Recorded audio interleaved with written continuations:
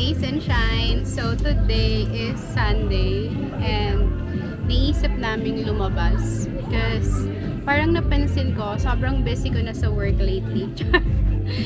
Nandito kami sa okay lang Rock. May share ako sa inyong coffee shop. Actually, matagal ko na doon napupuntahan and masarap yung food nila. This is Pau and Bean, located in Imus, Cavite. Parang isa siya sa mga mare-recommend kong coffee shop and I will show you why you should visit this. So, mag-order muna kami, okay? I'm going to take our order here. Ganda niya, super naturey niya talaga. Madami pa palang yung strawberry. And isang beef nachos. And then wings and fries. Isang yung honey soy. And then sriracha. Magkano pa ganda? Sige,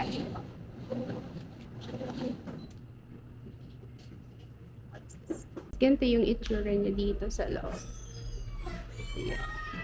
And sa labas.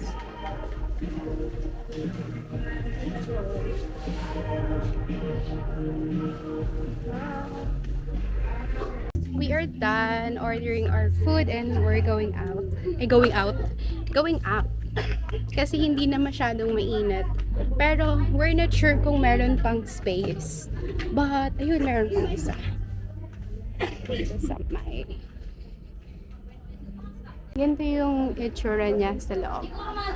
So, this is my friends. Hey guys. And marami siya. As in nature siya.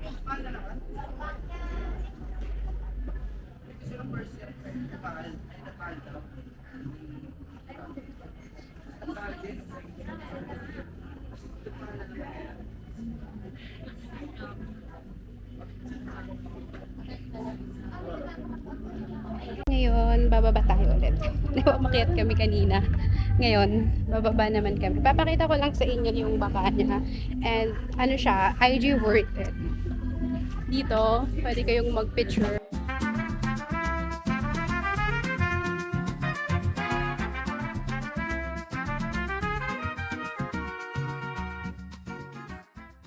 And then, dito, madaming ano dito, picturean. Ito, pwede.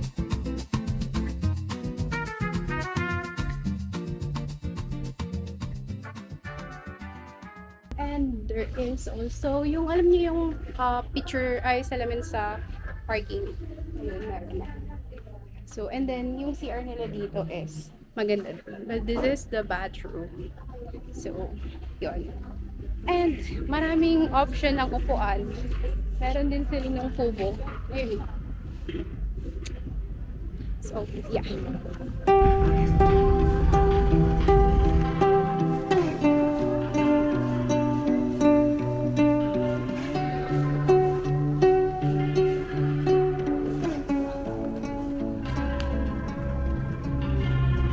Diyan, pwede kayong mag-picture. Maganda siya.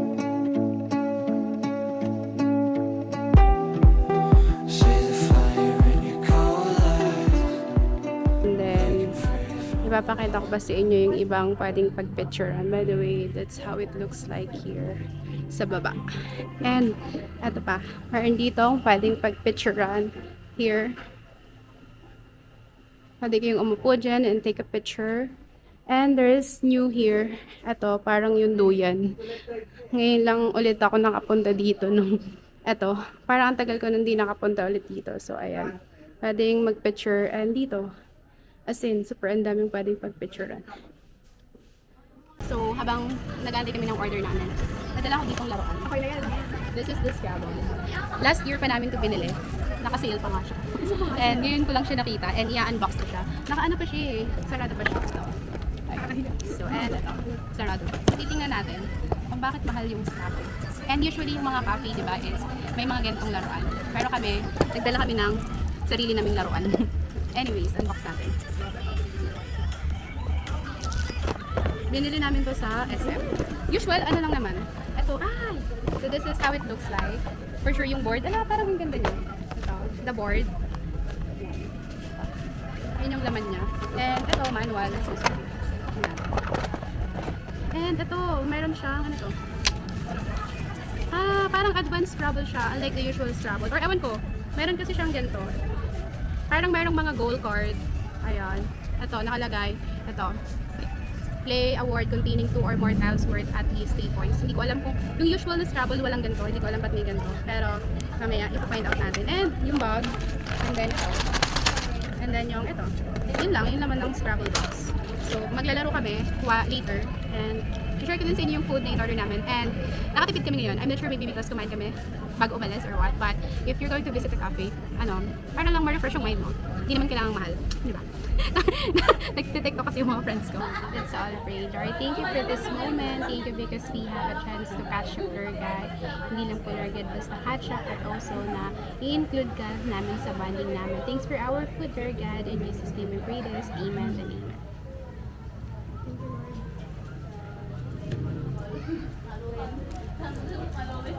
Lumubog na. Oo. Buhay pa yun sa akin. Dumating na yung food namin. And yung order ko is UG matcha something. May bear siya actually sa loob. Pero lumubog na siya. Ganun siya oh. Pakita mo nga raw yung order mo. Ayan oh, ganyan.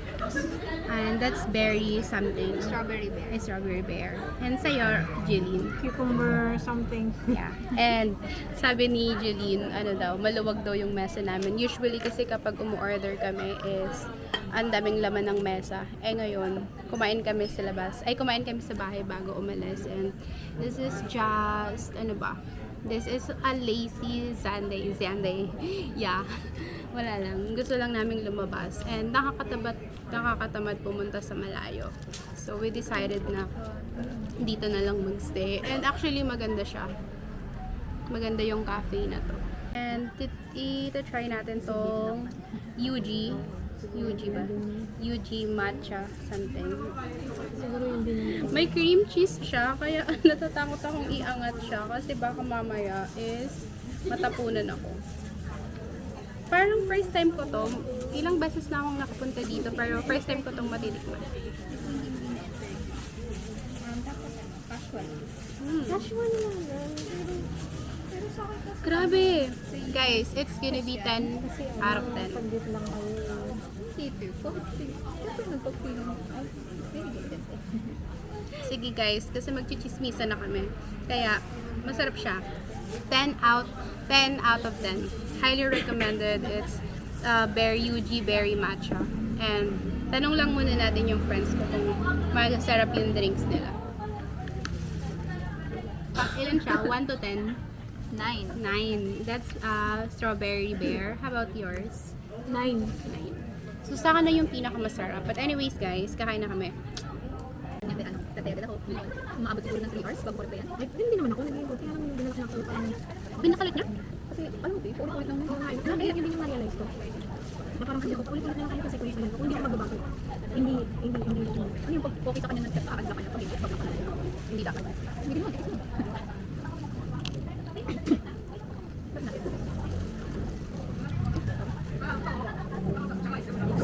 Siguro masabi lang kayo talaga ng attach sa kanya. Hindi ko na kayo sa ulit. Actually, hindi sa kanya. Sa feeling. Sa yung binibigay niya sa'yo. Hindi mo nabi naman. Parang walang ibigay. Inisip ko, sabi ko, ano magandang nagawa mo sa akin? Bakit ganito? So yung nakakausap mo pag-word.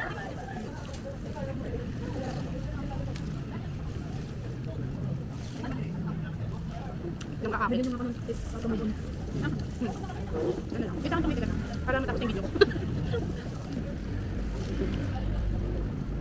Ilang babay natin pag-okay. Avoid lang tayo.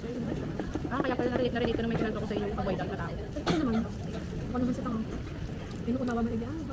Sabi ko sa akin kanina mag mong i-baby. Yan. Kaya yung advice tip. Mong i-baby. Bali mo mag-ibig sa'yo. Hindi na ako yung siya na naman i-block natin. Hindi na ako. Hindi ko makaya. Yung may problema ko yun. Pero alam, nakikita ko naman. Dati ako.